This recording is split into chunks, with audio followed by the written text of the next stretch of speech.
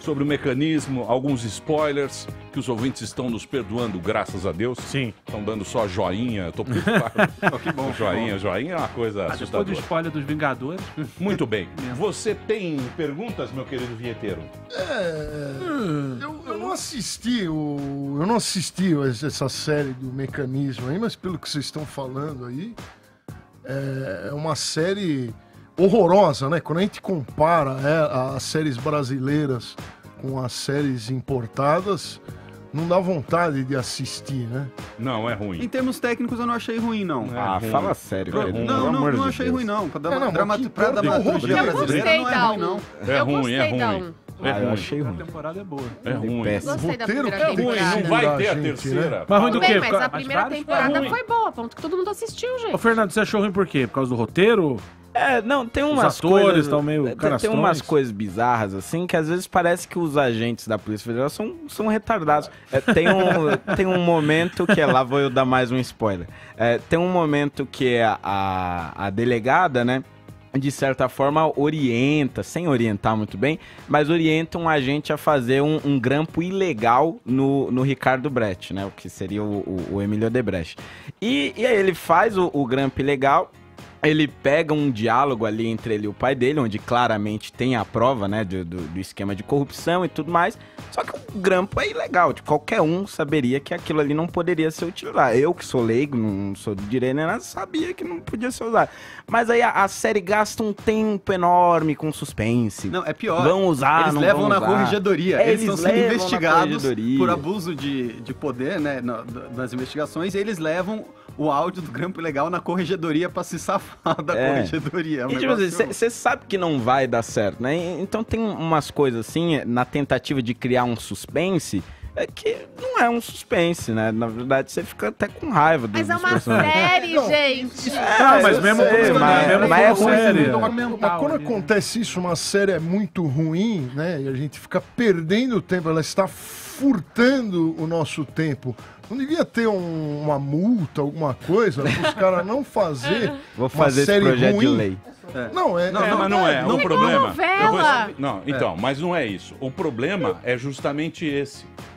É se o cara pega um negócio, porque o cara não vai estudar no livro. Pô. Ninguém gosta de ler. É muito chato, né? É muito chato. Ele fala, vou assistir o Mecanismo. Aí pra esse cara vir a verdade, ele conta pra mim como se fosse a verdade. Essas séries, normalmente essas agora, que são baseadas em fatos reais, a maioria das coisas que acontece é ficcional. Porque a série você precisa ter o vilão, você precisa ter o herói. Ela tem uma estrutura que ela funciona assim. Porque senão a gente não assiste. Sim. Então tem que tomar muito cuidado com série que tem Histórica, ficção, né? série histórica, que tem a ficção, né?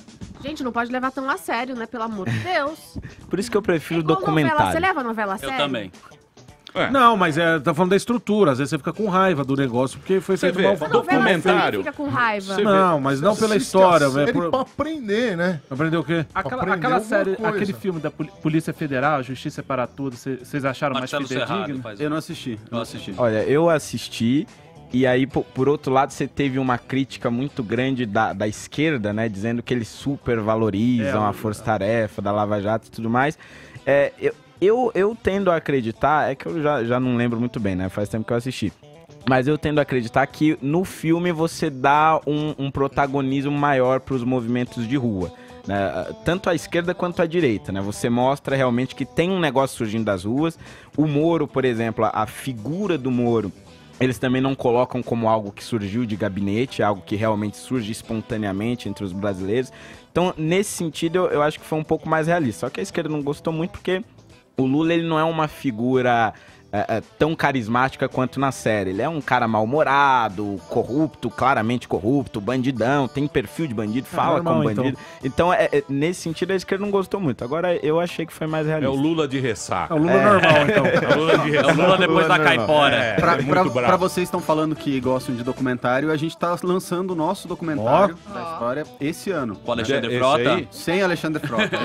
Infelizmente, o mecanismo do Alexandre Frota que ele implantou lá com o seguro, você não vai poder ver. Tem aí o Vocês trecho? atuaram? Peraí, tem o trecho Vocês aí? atuaram? Não. Tem um trecho? Tem. Mandei pra Tem aí, produção. Barbalinda? Pô, vamos ver. Dilma Rousseff foi reeleita presidente da República política, desde depois da Revolução Francesa, ela é cheia de atos simbólicos. E os donos dos atos simbólicos era sempre a esquerda.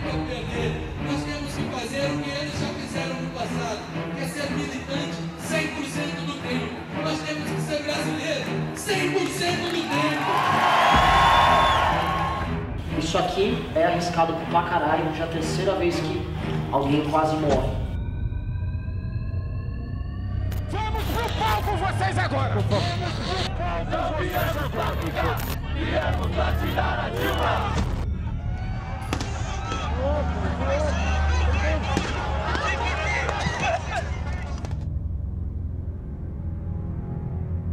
É uma sólida relação de quem constrói um projeto junto.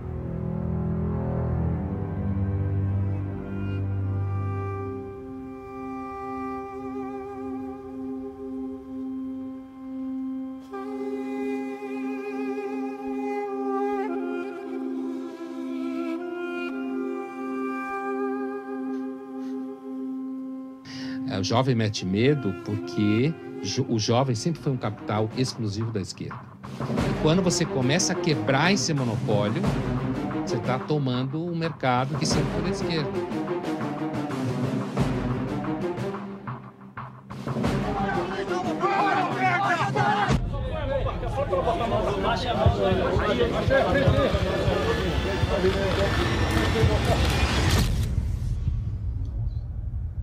É polêmico. Os caras que estão ouvindo no rádio. O impeachment pertence ao Eduardo Cunha. Aí pergunta que fica, esse impeachment é seu ou do Eduardo Cunha?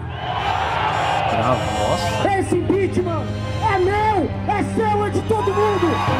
É que essa tese já estava sendo construída aí, né? De que o Cunha era o protagonista.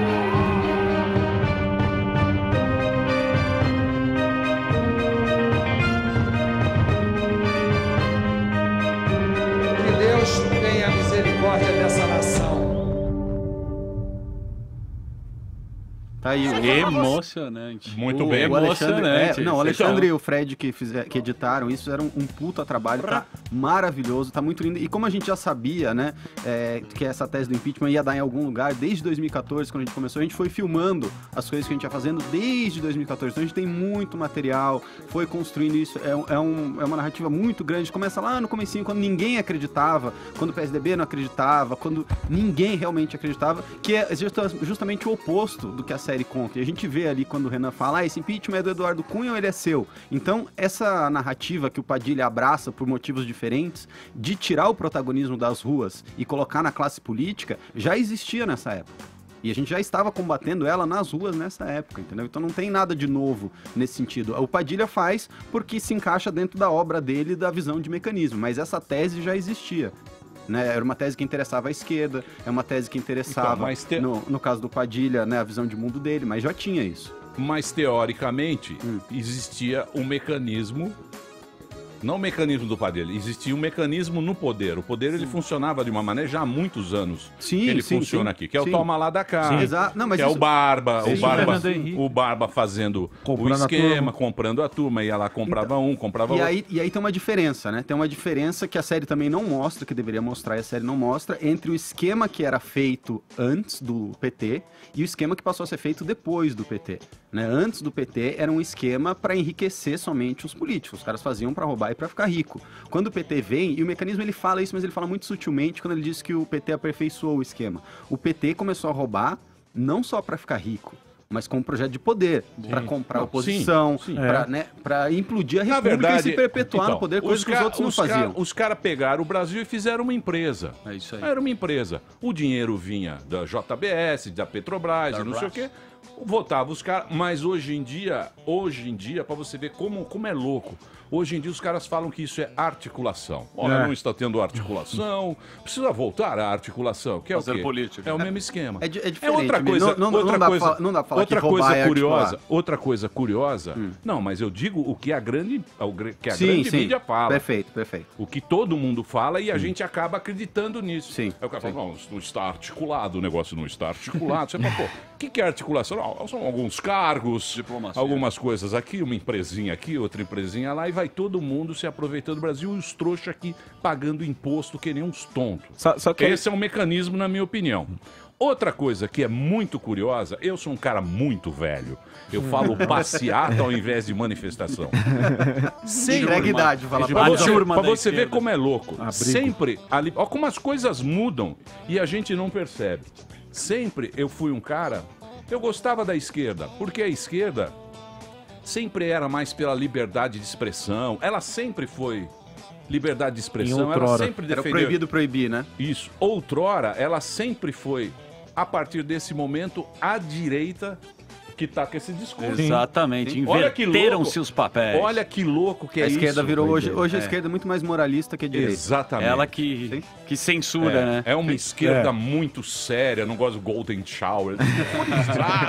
No Golden Shower. Gosta de processar os outros. Que é isso, esta putaria, o Brasil é um país de família. Quando que a esquerda falava isso? Isso é uma coisa assustadora, cara. É muito curioso, Holiday. É quem chega no poder quer a manutenção. É muito curioso. Tem um negócio interessante aí. Antes, até divulgar, né, o Instagram do documentário que a gente vai lançar. Então é @nãovaitergolpe, tudo junto, .mbl. Vão lá no Instagram, dão aquela seguidinha maneira. Mas uma coisa interessante aí é que na série eles esquematizam, né, o personagem ali do Selton Mello faz um esquema de todos os esquemas de corrupção, né, como eles estão interligados, quem sempre esteve nesses esquemas de corrupção, desde 1987, né, da redemocratização até os dias atuais ali, que seria 2016. E ele coloca como uma corrente que continua infinitamente, nunca para e nada mudou nesse sentido. Só que teve um fator fundamental aí, que acho que fez com que o último grande escândalo de corrupção, que foi o Petrolão, se tornasse muito mais evidente e fizesse com que, por exemplo, a Lava Jato, enquanto a operação não fosse destruída, que foi justamente, de novo, essa participação dos movimentos no processo por meio das redes sociais. Porque isso não era possível quando teve, por exemplo, o escândalo do Banestado, o escândalo lá dos votos da reeleição do Fernando Henrique. Você não tinha a população participando ativamente porque era uma posição completamente passiva. Você assistia a notícia pela televisão e era isso. Os grupos organizados ainda iam pra rua e tudo mais, mas com a rede não. O indivíduo passa a ter um papel muito grande nisso. E a série simplesmente ignora isso. Então acho que teve um ganho nesse processo, no combate à corrupção, com os movimentos de rua, com as redes sociais, que também a série infelizmente deixou pra trás.